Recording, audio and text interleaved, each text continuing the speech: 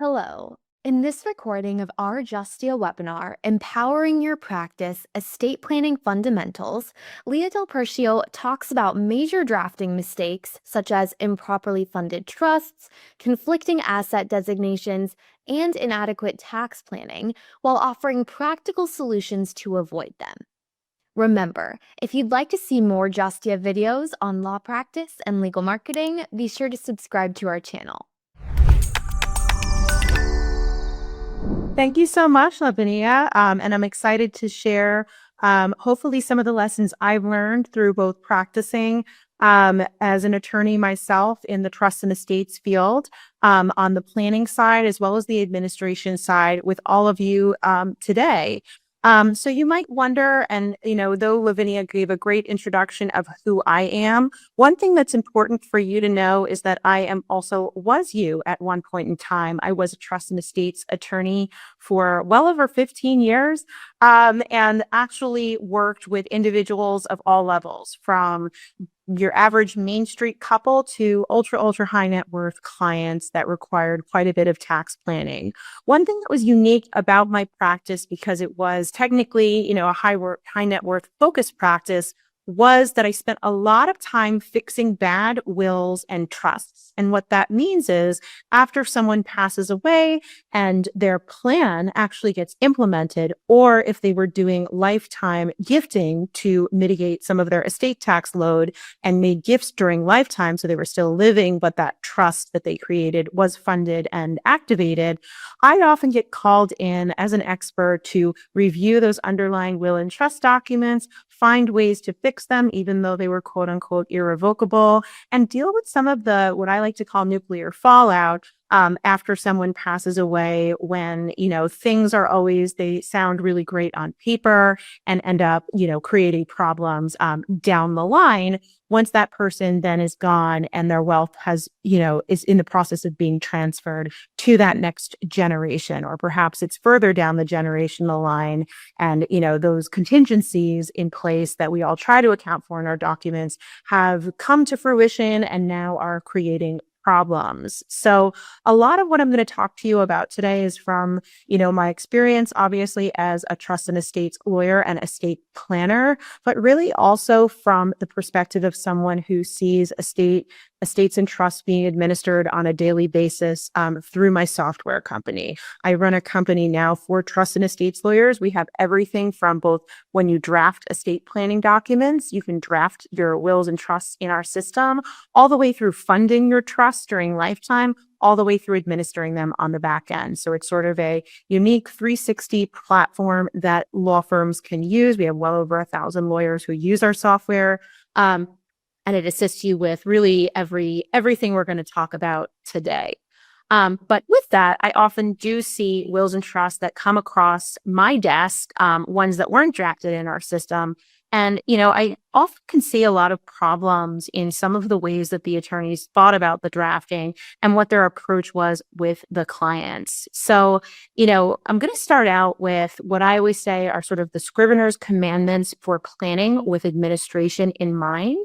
So commandment number 1 being handle with care. It's very important, and we'll get into all of these in more detail in a moment, but this is not work that should be taken lightly. It is the instruction set for someone's entire net worth. And frankly, everything they spent their entire lives trying to build and create, just as all of us are workers trying to build and create wealth for our families, that instruction set for how that wealth gets passed and who it goes to should not be taken lightly. This is deeply important work that requires the skills and expertise of a well-versed trust and estates lawyer. Number 2, do not thoughtlessly draft. So some of these are a little bit interrelated, these commandments, but it's important to note that not thoughtlessly drafting, there is no such thing as a simple will or a simple trust. I've yet to see one in my time in private practice. Often when a client would come in and say, oh, I just have a simple plan, that would often be far more complex than the people who actually appreciate the complexity of some of the work. And we'll get into this in a little bit more detail in a moment. My next is going to be use modern resources. And we'll talk about what those modern resources are, tools like ours, as well as other tools that are on the market that might be able to help you. They're not designed to replace you. They're designed really to assist you with being able to provide wonderful care to your clients and also help you mitigate errors and risk. Number four, handle more estate administrations. I can't say this one enough. I'll say it until the cows come home. But oftentimes, unless you've spent quite a great deal of time, like myself, fixing bad trusts or administering trusts in general or estates in general, you don't necessarily know what you're looking for, and you're not as great of a fortune teller than when you've watched these things be implemented in real time and watched clients try to navigate how to read and follow an estate planning document. There's a lot of nuance there that gets missed if you're just purely doing planning. And the best way to fix that nuance that might be affecting your estate plans, even from the wills and trusts themselves down to the conversations with the client, is to actually handle more estate administrations and really see what happens in real time when someone passes away and their executor is using that will and trust to direct their activities and actions and all of the various factors that they have to look out for, kind of sitting in that new role as, usually a grieving family member or friend, but often someone who has a lot of legal responsibility that needs to be fulfilled. My fifth commandment, this is a new one. It used to be 4 commandments, and I can't even believe I have to add this one. But again, I deal with so many lawyers on a daily basis who look to me for guidance. And oftentimes they forget the most important thing, which is counsel your client. And I'll get into what this means in a moment. It's really the most important out of all these commandments, and is going to help you really create rock solid estate plans for your clients. So let's jump in a little more detail. What's handle with care mean? So as I mentioned, no matter the net worth of your client, this is not elementary work. It's not to be taken lightly, and it needs the attention and honor that it deserves. Wills and trusts, like I said, they're instruction manuals for someone's entire livelihood and everything they worked so hard for their whole life. And too often we see wills and trusts that look like very long IKEA instructions, where they're just long and wordy and it contradicts itself, and doesn't really make any sense. Or they're simple, like an IKEA instruction where all you get is an image and you have to try to interpret it and figure it out. That's what most estate litigation is. It's interpreting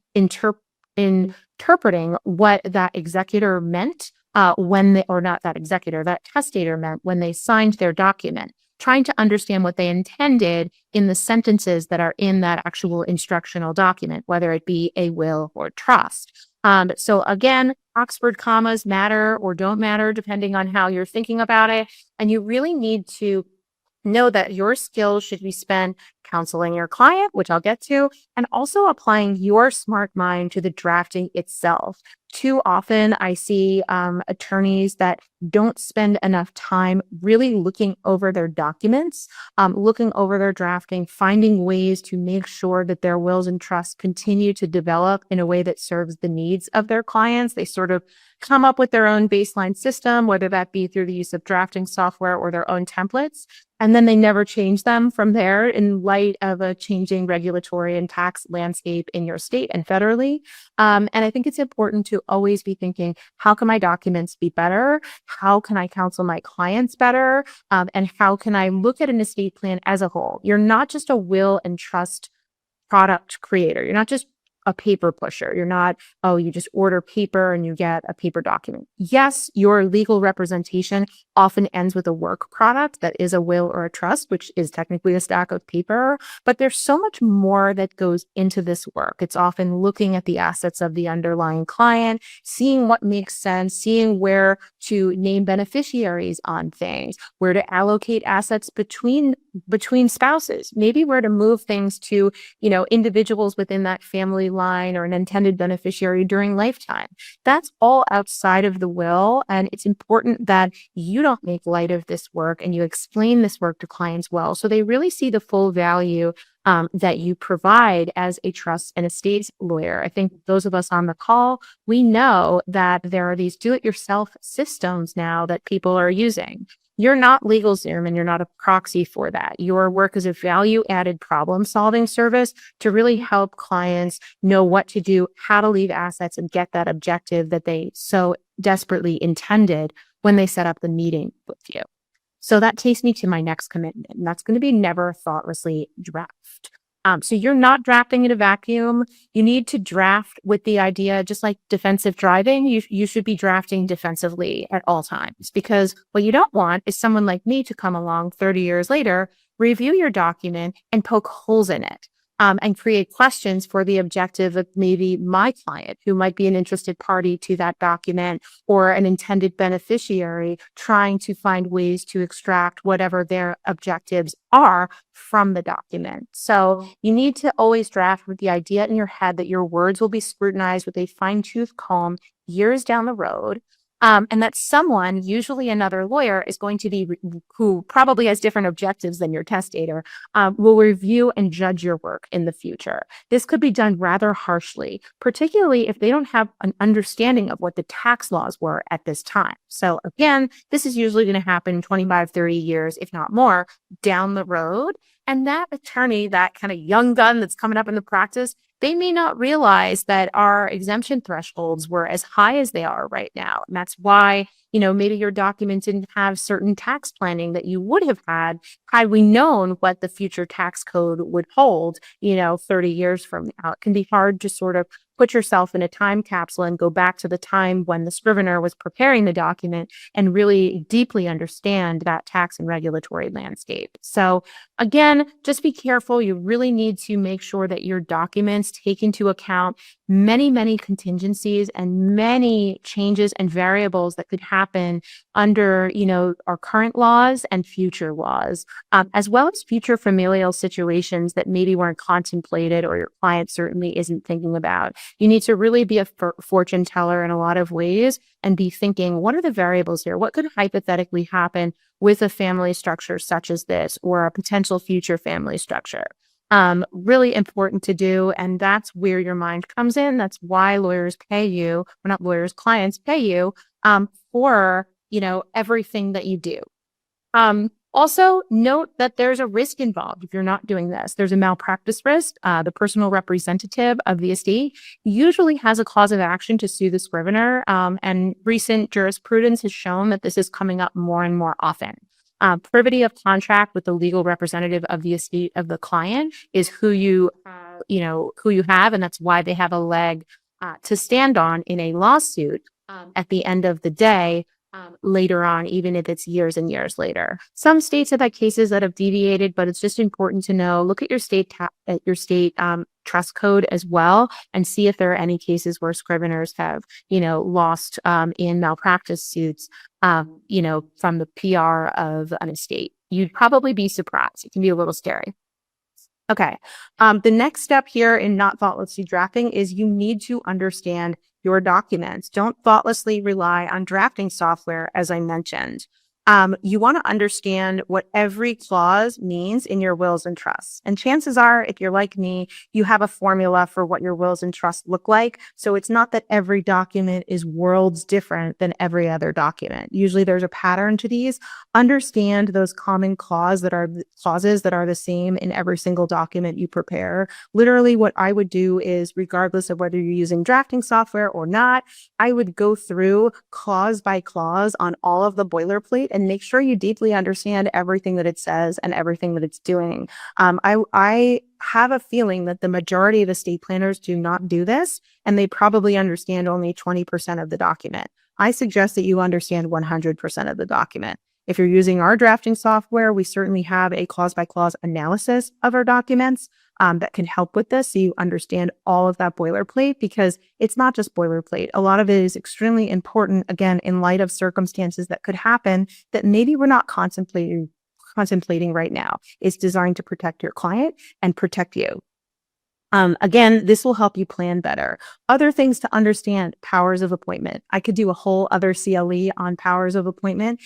They really are an estate planner's superpower. They are their tool. That's a tool essentially that someone who's in a will, whether it be a legatee under a will, a beneficiary, or even just an outside third party, might have to reallocate assets in light of changed circumstances. So it doesn't rely upon a trustee needing to do it, but it's a way for people to kind of fix the estate planning in the future, if at all possible, in many instances. So important to use powers of appointment and understand them. They are your secret weapon, and they're really the tool that helps you flexibly pass wealth from generation to generation and preserve it in light of whatever the circumstances might be with that client's family or with the tax landscape. So three, and I should always change this to use, but do not rely on more modern resources, because you should be using modern resources. But as I mentioned in my last slide, you don't want to just thoughtlessly rely and say, oh, I use this particular drafting software, so I'm covered. You should understand what it is. Remember, you are the user of that software. You're the user of these things, and you need to be able to rely upon your own judgment as an attorney to decide whether or not, this is something that makes sense in your documents, in your jurisdiction for your specific client. So handle with care. Really, again, going back to commandment number one, even when you're using modern resources. So again, you should still be using them because they certainly do help mitigate risk and errors. So if you're not using a drafting tool, I always say, I've worked at firms that have used drafting tools and firms that haven't. We have our own drafting tool. But if you're at a firm that does not, I call it drafting on stone tablets, because essentially you're taking old Microsoft Word documents that had kind of your custom templates that you seem to like.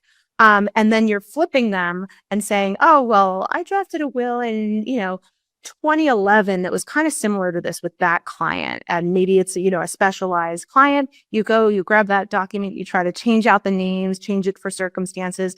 And then you end up with old and cold tax language that doesn't make sense anymore, because chances are you're going to miss something in that document that does not make sense for your client. And I can't begin to tell you how many errors I see in documents that are done on these stone tablets. And yes, they use that attorney's beautiful, drafting language that, that particular guru took so much pride in drafting. Wonderful, but it's all lost when you have errors in the documents because you flipped an old document and now you have a clause that you didn't intend to be there in your document. So stop doing it. Even if you're perfect, say you're, as, adept at these things as a computer, you're still going to make errors here. You're still going to miss a clause every now and then. I've seen documents where the will was beautifully drafted by a guru, but it missed the waiver of bond clause of all things. Like, how is that even possible? It wouldn't be possible, frankly, if they were using software for it. So again,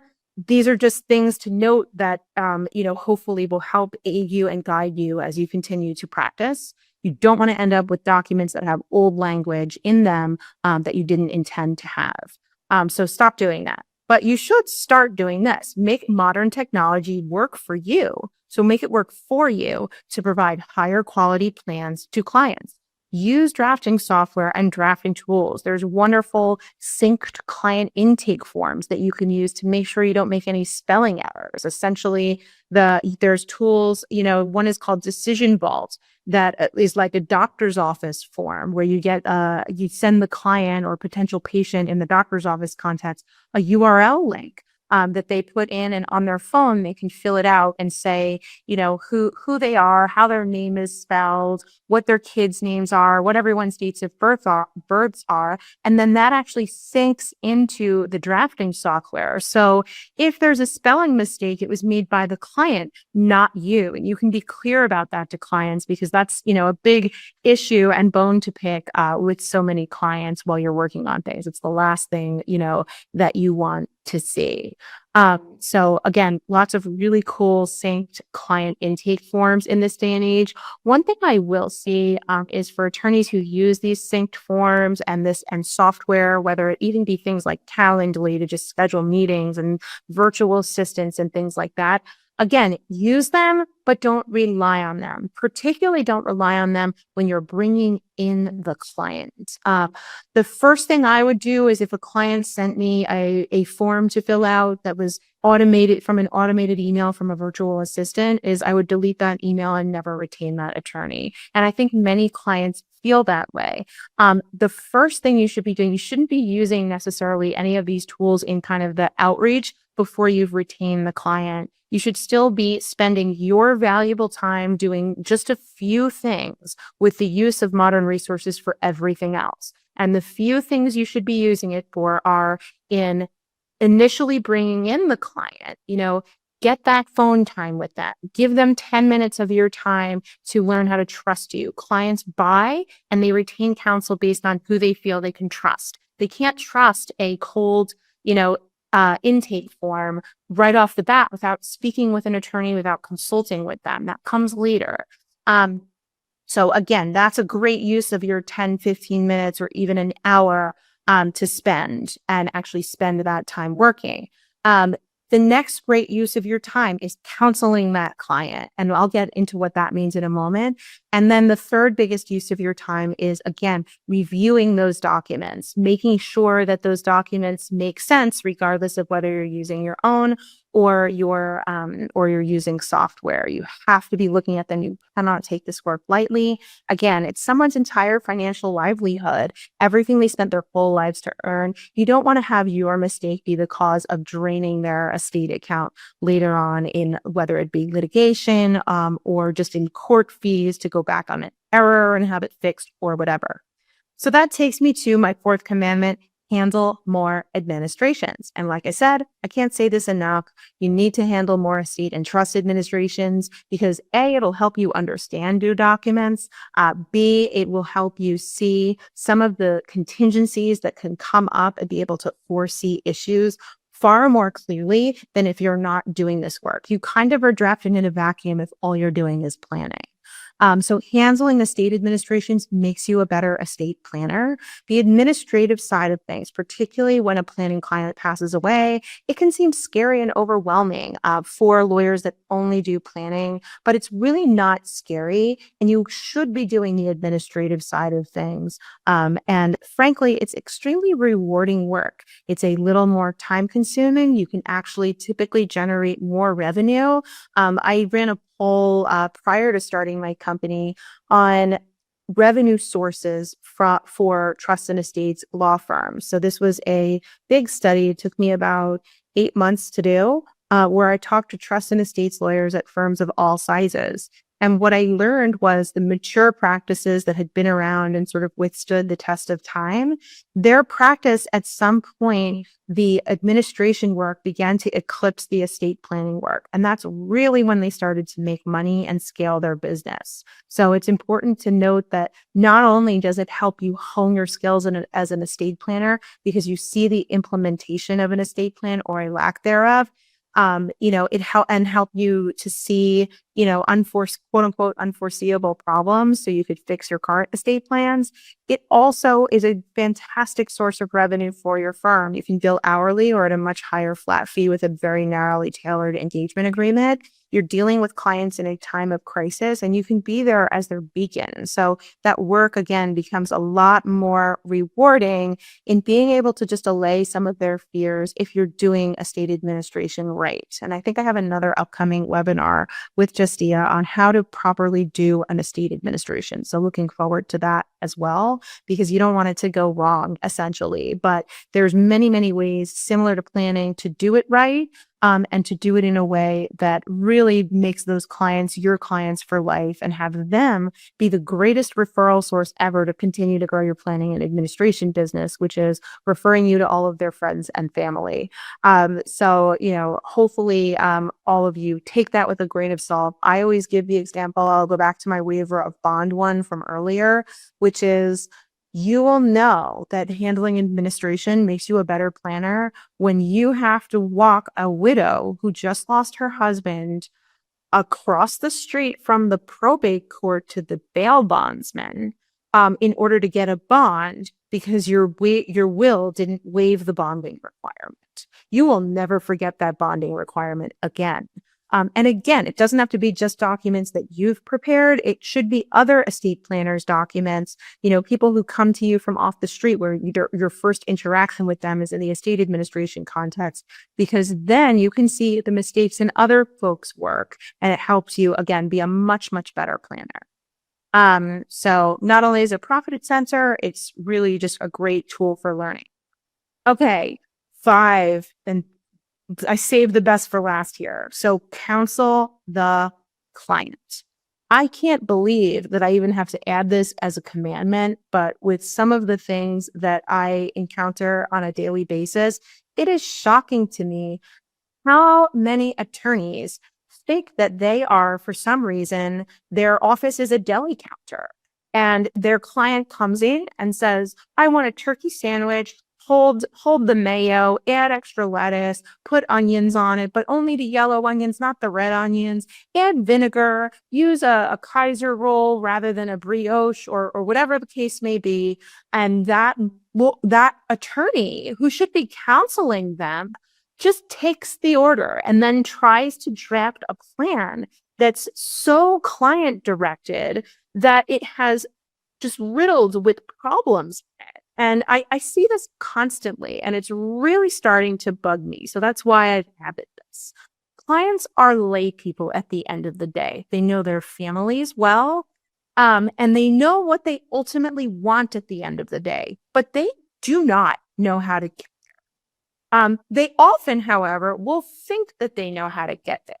And they're going to tell you the how, hold the mayo, do this, do that, rather than use whole wheat bread, rather than the why, i.e. their actual objectives. So, and this is because that, it took them a great deal of a forethought to even come in to book a meeting with you as a potential estate planning attorney. Even pre-consultation, they've been thinking about what they want to happen when they pass away and who they want their assets to go to.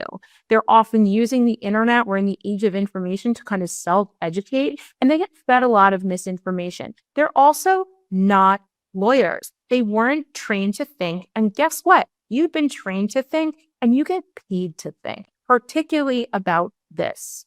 So it's important to note they don't realize all of the flexibility that documents can have in them and why maybe putting in every contingency they want and itemizing it, just as though you were taking an order from the client, is not the best approach. You will prove your value to a lawyer, to a client if you explain this to them. So for instance, they may come into your office and say, oh, well, I've thought about it this way. I want to make sure, I have 3 kids and one of my kids, they're a problem. I don't really get to, they've been married for a couple of years and, I don't get much access to my grandchild there. So I want to make sure that that kid only gets $1,000 and everybody else gets, my other 2 kids get to split the other half. This is because they want to protect it, and again, what you really have to get at here, because I don't know off the top of my head, just giving you that example, what that client's true motivation is, where the root of their family problems are. And it's important in that consultation to ask far more questions than answer questions. And what you want to do is find out, well, what's really bothering the client? Does the client have beef with his child? Does he have beef with his child's spouse? And does the client really want to disinherit his child in light of all the circumstances? God forbid something happens to the child or the grandchild.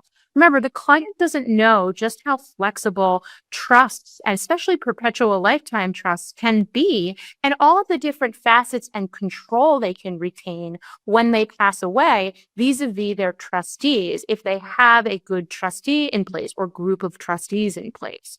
So what you might find is someone who comes in with this sort of rash idea for what they want, or this person, I want them to get, $1,000 of income on the 3rd Tuesday in the month of March every other year, or whatever the case may be. I want them to have quarterly income payments. I want it to be bi-quarterly.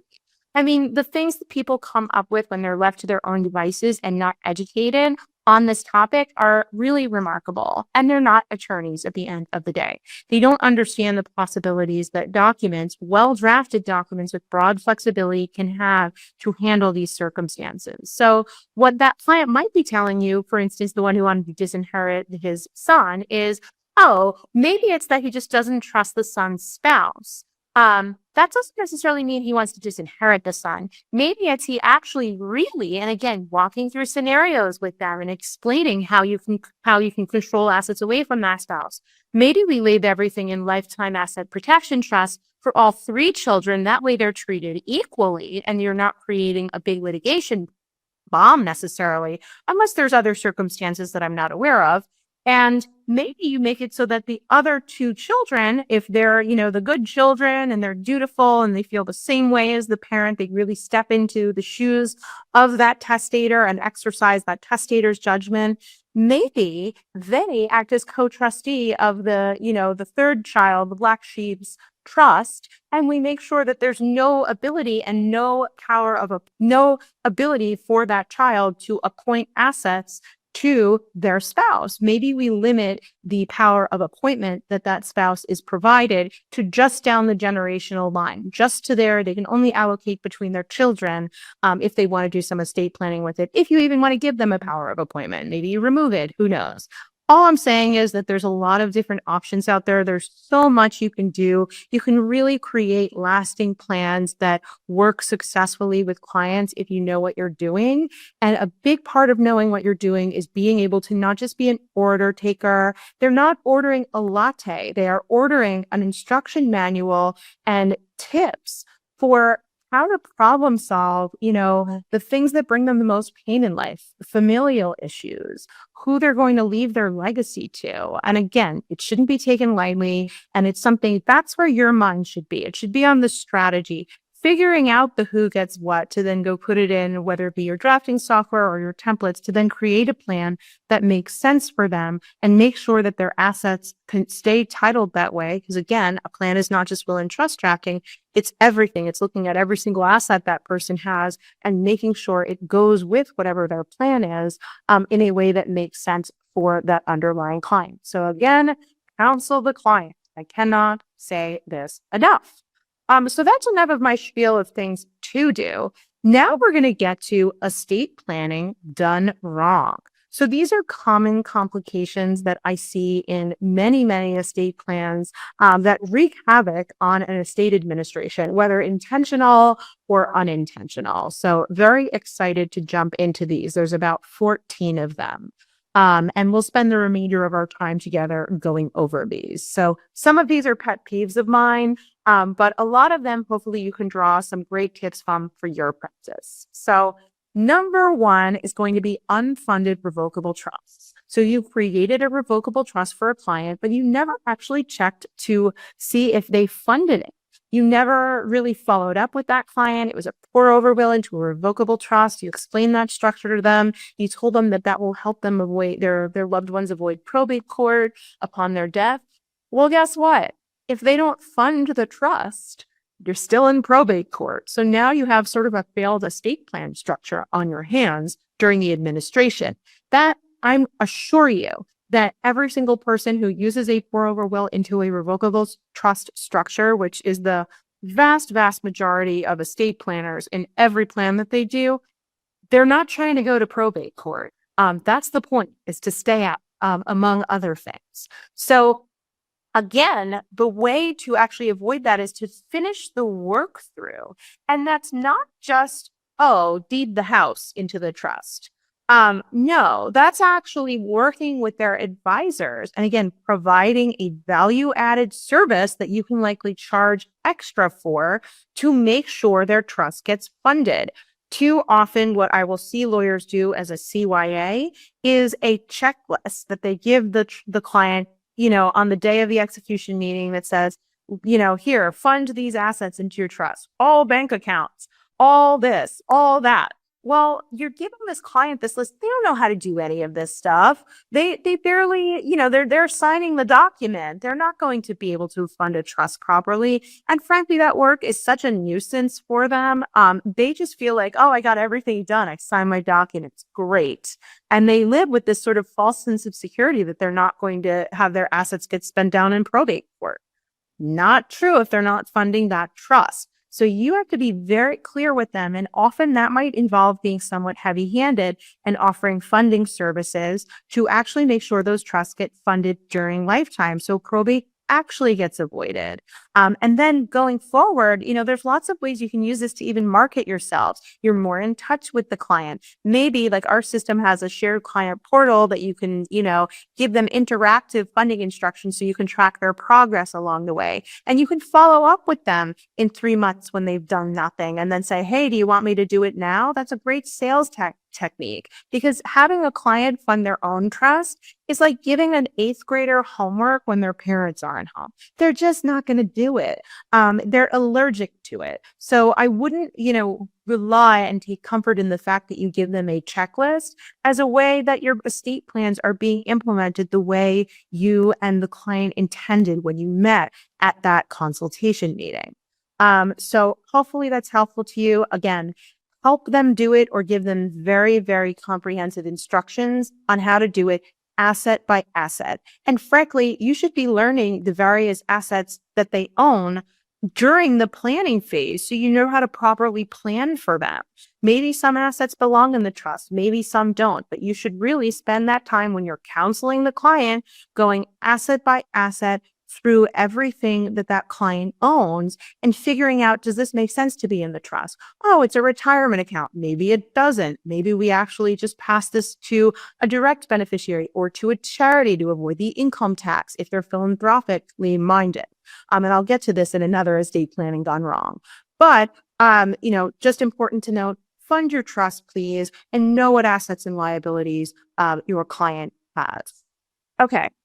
Incomplete revocable trust. So just like an inchoate crime, I guess you could say an incomplete revocable trust is an inchoate crime, where essentially you've created a revocable trust for a client in a pour over rev trust plan.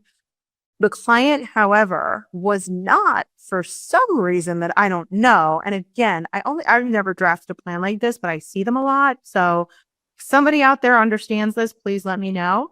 But the client, for some reason, was not named as both grantor and trustee. There was a third party who was named as the trustee. And guess what? That third party was not at the execution meeting when the client signed their documents, and they never signed the trust. So I have gone to court on this issue and lost. What happens is essentially, if it's a pour over will into a revocable trust, because the trustee didn't sign that document, not one of my documents, that trust was never actually created. Remember, a trust is an agreement between the creator of the trust, i.e. the grantor or settlor, and the trustees or trustee, if there's one trustee. So if one of those parties didn't sign, it's worth bupkis. It's not worth anything. It's not controlling, and it's not a trust. So you run into an issue. Again, I would say just make sure to name your clients as both grantor and trustee on every rev trust that you prepare. But if for some reason you do this differently and you name different trustees, make sure they sign the trust before the client dies. I've had a client where, again, pour over will into a trust, trustee didn't sign the trust. Guess what happened? Intestacy. There was no catastrophic clause in the pour over will, and the bequest of the residuary estate into the revocable trust failed. Obviously, the trust was unfunded.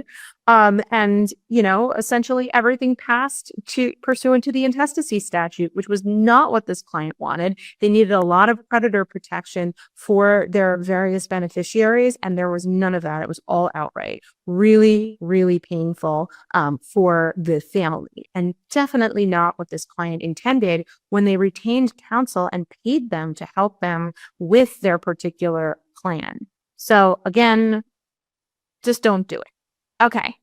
Next one, specific bequests of non-probate assets. So I see this more often on the do-it-yourself wills and trusts, which are freaking scary in my opinion, or the ones that are drafted by financial advisors.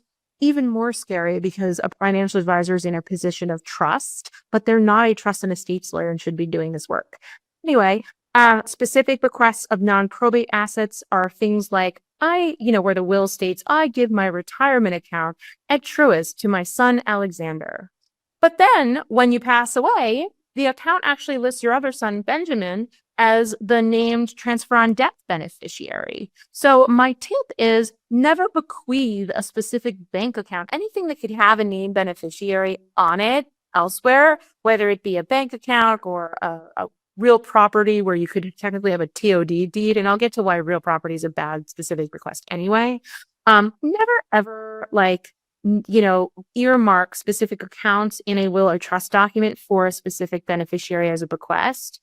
What you could use, for instance, if the client had sort of like stowed away, chances are if they want to give a specific account to someone, they want to give a specific amount of money and they're just sort of like, stowing it away in an account to that particular beneficiary, or they want to give a specific percentage of the estate. Sometimes a mix of both. For instance, if the estate is over $1 million, they want to leave, $100,000 to, XYZ person. But if it's under $1 million, they only want to leave 10% to that person. So you can draft specific bequests that include clauses like equivalent to the sum of $100,000 or the lesser of, and then include your percentage bequest as well, or the lesser of, the sum of $100,000 or 10% of the estate, depending on, and then you put your contingency in. So again, do not specifically bequeath accounts. And this comes hand in hand with counseling your client. Explain to them some of the activities they may have been doing, like allocating certain funds to a specific account, might not be the best from an estate planning perspective. And they're trying to kind of estate plan in their own way by structuring their assets in such a way that they pass in a way that maybe doesn't make sense. Maybe it needs to be that it's a cash gift rather than just an account to someone, and that cash gift is held in trust for that beneficiary with a different trustee who can take into account, circumstances that may be at play, like having a spendthrift clause or having a supplemental needs trust should a situation arrive with that beneficiary where they require something like that. Okay, this takes me to number 4. I kind of touched on this a bit. Specific bequests of assets that fluctuate in value to one beneficiary over another. So this is another thing I've seen in practice many, many times, which is people just love cash gifts. And again, counsel your client. They're often going to come to you with 57 cash gifts that they want to give people, or I call them cash gifts, but I'm really speaking about specific requests. I'm going to use those terms synonymously. And maybe that's not such a good idea, particularly if it's not using equivalent to the sum of language. And you're actually, again, at a bank account, those fluctuate in value. Another reason why you don't want to leave a bank account that could have named a different beneficiary is also that bank account could really grow in value or really decrease in value, or a particular asset class. I give all my Bitcoin to so-and-so. That might really appreciate in value or depreciate in value very quickly. A home. So I give the example here, and I've seen this in real life several times, where someone gives their vacation home as a specific bequest to one child over another. And maybe it's that that child really liked that home. They, live nearby, or maybe like the other children had taken money from that particular parent during the parent's lifetime, and they wanted to do that in a way that like, oh, well, since Alexander, our son in this example, didn't actually take any money from me during, his adult years. I didn't help him out with anything. I'm going to leave him my vacation home as a way of equalizing my children. Not a good idea. Because guess what? Say, it's worth approximately $300,000 at the time of the will signing. And then you're leaving maybe the residue of the estate to the other child, or divided among the other children, or maybe divided with Alexander included as a beneficiary then. And then the housing market takes off. Now the house is worth double. And now one beneficiary is getting way more than everybody else when it was really just intended to be an equalizing clause for lifetime gifts. This could have been dealt with through proper estate planning, not using a specific bequest structure. So again, please don't do it with assets that fluctuate in value to one beneficiary over another. You're asking for estate litigation. Okay, improper allocation of assets between spouses in estate tax states. So here I'm specifically talking about states like New York or states that levy an estate tax. I've listed them out here.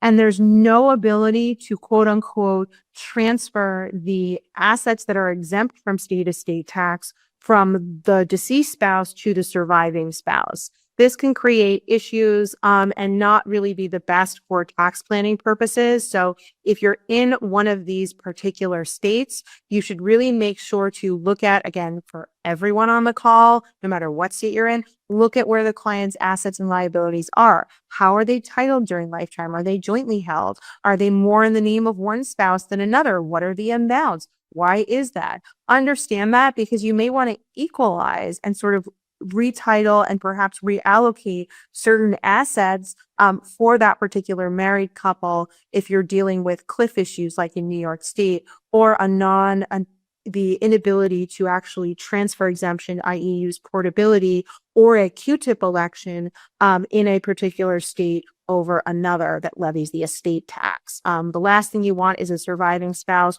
losing out on unused exemption of the deceased spouse, number one. You also don't want them to be paying estate tax after their spouse passes away when they're just trying to make ends meet and figure out how they're going to survive without their partner, essentially. Not a good look. So again, you really want to see how assets are allocated between the spouses, particularly in states that levy an estate tax. Okay, next one. This is a fun one. And it's interesting, in light of the Secure Act and Secure 2.0, as people call it, which is not dealing with tax deferred assets properly. Many people think, well, I'll just put all the assets in the trust. Not a good idea unless you have conduit or accumulation trust language that allows your trust to hold a retirement asset or an asset from a qualified plan for an extended period of time. And there's regulations there that are pretty strict about what the terms of that trust have to be. Your modern estate planning documents, I know ours do, have language to deal with retirement assets if they're put in trust. But again, many times that only buys you a few extra years of tax deferral now because you have to still pay out the account within 10 years, as opposed to it can't just be indefinitely in the trust in any circumstance, regardless of the language you use. So it's more rather than just thinking about these things as I fund my trusts, I need to move every asset and do this. It's more thinking, well, let's look at the tax implications. What really happens? It's a bad result because it creates income tax issues for that trust beneficiary, really, where they're forced to pay income tax on that account as it gets distributed out to them. So if you have clients who are leaving a bequest to charity, for instance, in the actual estate planning documents, but yet they have a boatload of retirement, and that retirement's not passing through their will or trust, or maybe there's reason for it not to, you might want to think about perhaps taking that quote unquote specific bequest to that nonprofit and actually changing their beneficiary designations on their retirement to account for if it's $100,000 specific bequest to charity A, maybe move that into the beneficiary designation of the retirement account and remove it from the estate plan. That way, the otherwise you actually end up net negative because you're taking the bequest that that was tax free out of the residue where you weren't going to have this income tax bomb, and you're doing nothing. You're just leaving the income taxable kind of assets because of the tax deferral to those beneficiaries. Maybe push those assets that have that high tax impact to the nonprofit, and the assets, again, the residue of the estate with the lower income tax impact to the beneficiaries. That way, there's being less paid to Uncle Sam at the end of the day. In my opinion, that's what really good counsel looks like, and why you should have holistic understanding of the actual client's assets and liabilities when you walk into actually do their plan. You really need to understand this, because there's a lot that happens behind the scenes that's not going to be in the will or trust, but really showcases your value as their trusted estate planning advisor to get this work done. Okay, my next one, not accounting for spouses dying during divorce. So, I always say add language for this. Our documents come with default language, which I'm going to share with you. But if you don't have this in your documents, you need to think about this. So, what's the most stressful time in someone's life, other than like if they've been diagnosed with a horrible disease or are working through an injury? It's getting divorced. And oftentimes people die in the middle of their divorce because it is such a high stress time for people. People, end up, fighting your demons with substances, or drunk driving, or having heart attacks. Things of that nature happen a lot during divorce, believe it or not. Not hard to believe at all. So what luckily state law protects us, but only to a degree. And most state laws have provisions that say, upon the issuance of a divorce decree or a judgment of divorce between these two people, when they get divorced, that spouse is now automatically written out of the will, and any beneficiary designations that named that, ex-spouse now are null and void. And they can't act as the executor, unless you specifically name them after the divorce. Like you go back and you redo your will and you want to name your ex-wife, go for it. So wonderful, sounds great. However, they didn't think it through well enough, because during the divorce, if you die, that is not the case. That estranged spouse that you hate ends up still being the sole beneficiary of these things, because it only takes effect after the issuance of the divorce decree. So what we do in our documents, and I've been doing this the whole time I've ever practiced, is I modify the existing language in the document. Or again, in our documents, we have this just, as a get-go. You don't have to modify it. This is taken straight from them. And I modify the definition of spouse. And what I do here is I add language, and I've made it bold here. In the event that divorce or legal separation proceedings between a person and their spouse are commenced. So that means upon the first, cause of action and pleading being issued and filed, then any and all benefits provided under this will and trust cease, and, the spouse is now deemed to have predeceased me. And I add that to everyone's documents, because chances are, if you're getting divorced from your spouse, you really don't want them to be your fiduciary. You don't want them as, to be the beneficiary of your estate by any stretch of the imagination. So my suggestion to you is to modify your language, if you haven't, to add, because I've dealt now with several estate administrations where the ex-spouse that their deceased spouse, the decedent probably hated, is now the executor, the trustee, and the beneficiary. Nobody wanted to hand them the keys to the car, and here they are. So again, just something to be mindful of. We're coming up on time, so I'm going to try to speed up my talking here. But I could talk about this until the cows come home, is all you can probably tell. Okay, so my next one, no self-proving affidavit on the will and no waiver of bond. As I mentioned earlier, I gave you my example of the grieving widow that I had to wove across the street to the bail bondsman with gold teeth, and, lots of really interesting looking characters in the bail bondsman's office across from the courthouse once, because our will didn't have a waiver of bond provision in it. So again, always make sure it's there. Always look for it. I will never not look for it in a document since then, and I hope you all take my little story as a way to do that. But then also, one thing that drives me nuts is many states, the formalities for executing a will or trust document are such that all you need is 2 witnesses. So you sign it in front of 2 disinterested witnesses. Everybody goes about their way. Well, guess what? You're in a law firm. Add a notary. Bring a notary into the meeting as well as your 2 witnesses and your testator client.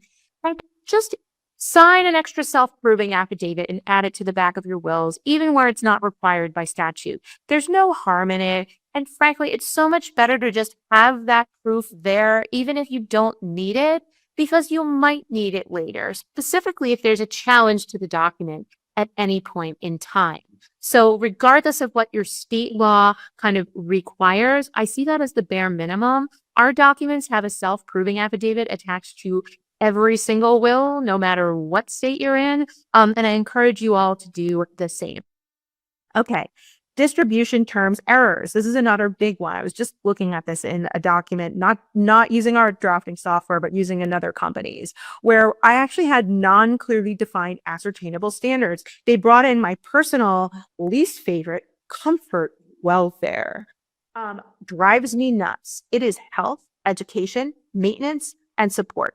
No more, no less. Any interested trustee, meaning a trustee that could be a beneficiary of that trust, or is whether they're the direct beneficiary, they're a trustee and, they're making distributions to themselves, or they're a remainder beneficiary or contingent beneficiary and they're making distributions to another person. They are an interested trustee. For tax purposes, to not include that trust in their estate, you need to have the terms that they can only make distributions for health, education, maintenance, and support. And these are very, very broad terms. They don't sound broad, but they are. I once had a client, she had, I'll give you an example. She had 21 horses needed to be maintained. She could do that with a HEMS distribution. She wanted to buy 5 more horses, and we could not have her make a maintenance distribution for the additional 5 horses. So that we had to appoint a disinterested trustee to make a discretionary distribution for.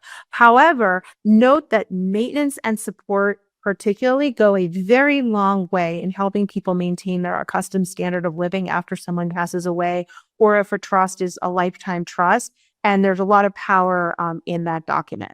My next one, not filing portability when theoretically needed. This is if you're on or near the estate tax exemptions. You get 5 years from date of death to do a portability return. You don't have to do it if the estate is so low that they're really not going to use it. But what you need to be looking at is the age of the client. So that surviving spouse. Are they a spring chicken? Do they have a long way to go in their career? How old are they? Are they towards the end of their life? That's going to tell you whether, portability could be useful to them. For instance, if you expect that they're going to be alive for 30 years, their net worth could increase tremendously. And then you'd really be, really have done them a disservice by not filing portability, even if they weren't wealthy at the time that they passed away. However, if they're towards the end of their life, they're in their late 80s and their earning years are gone, then maybe you don't necessarily need it if they're not near the exemption. So you need to be thinking about these things with your client, looking at the health of the client, etc.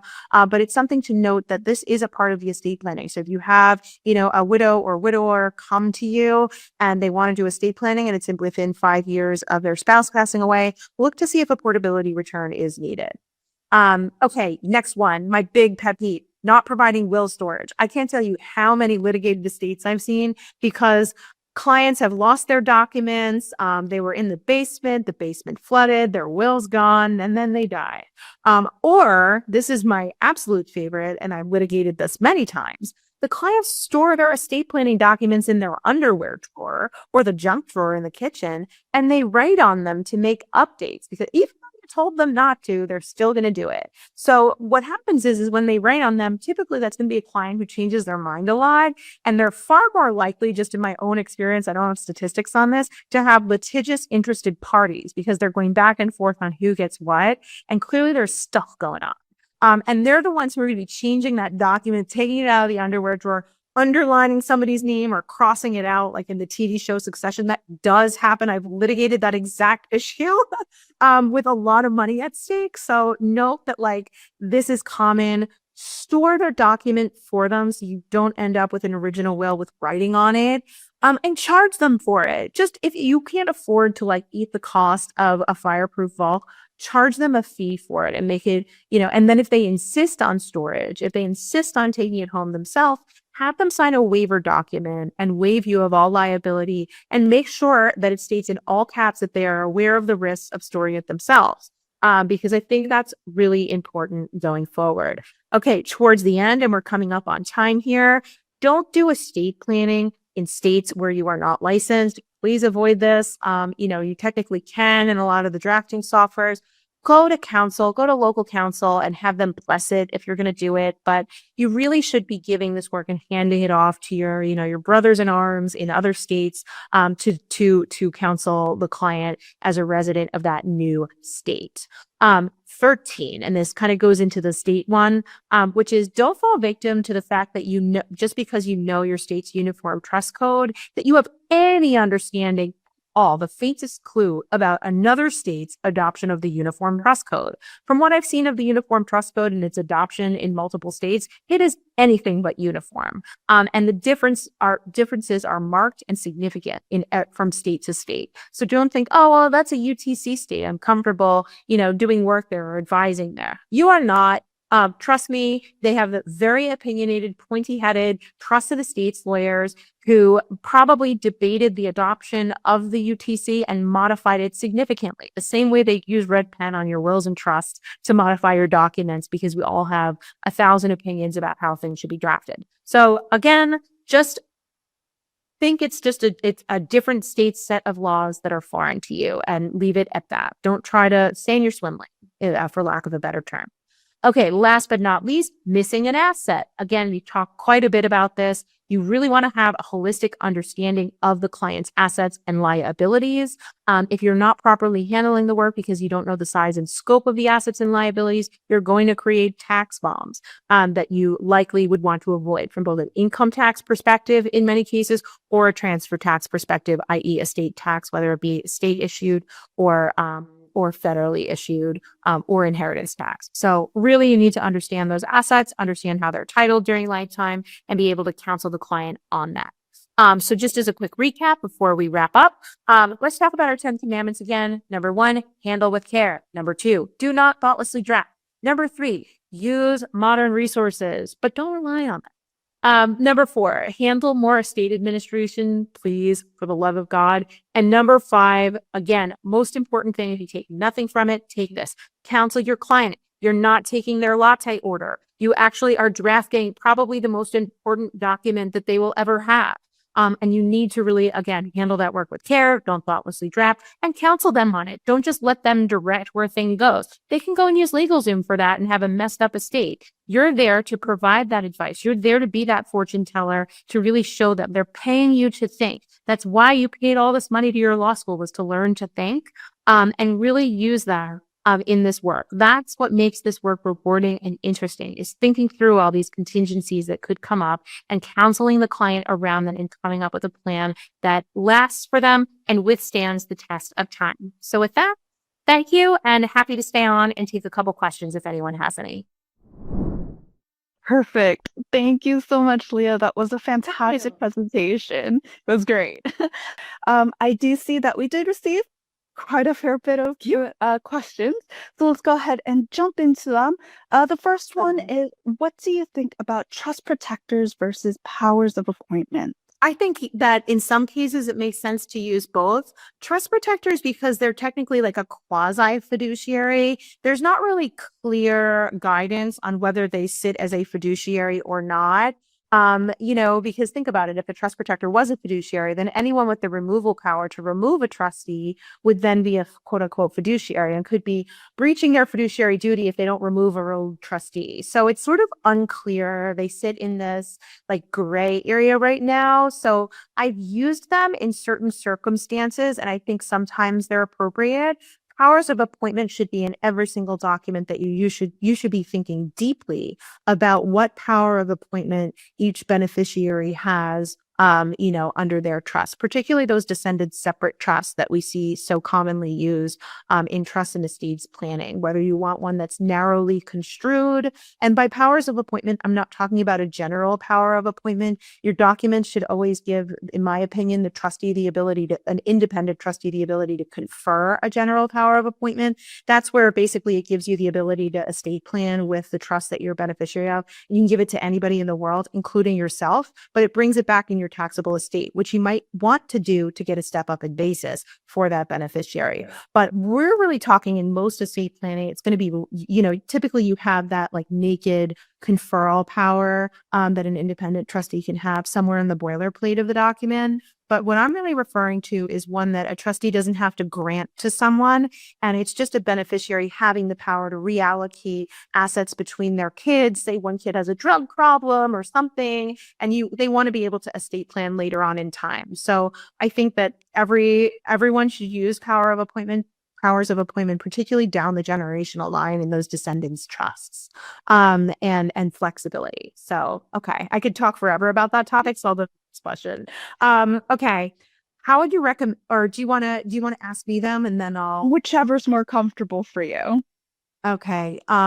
Let's see. How often should you have a client come in to review their estate plan? Great question. Your estate plan should be flexible, and it should account for all these changes in their circumstances and their net worth. So, chances are, like, what I would typically do is every 3 years, have a calendar reminder or put it in your CRM to follow up with clients, see if they need any changes to their estate plan and just catch up in general, and don't charge them for that time.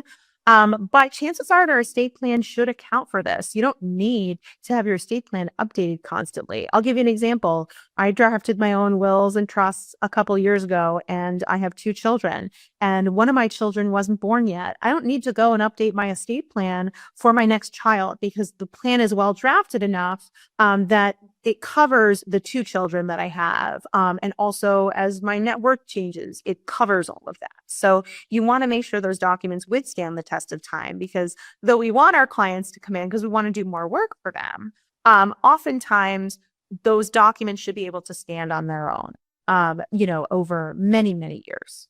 Okay. Next.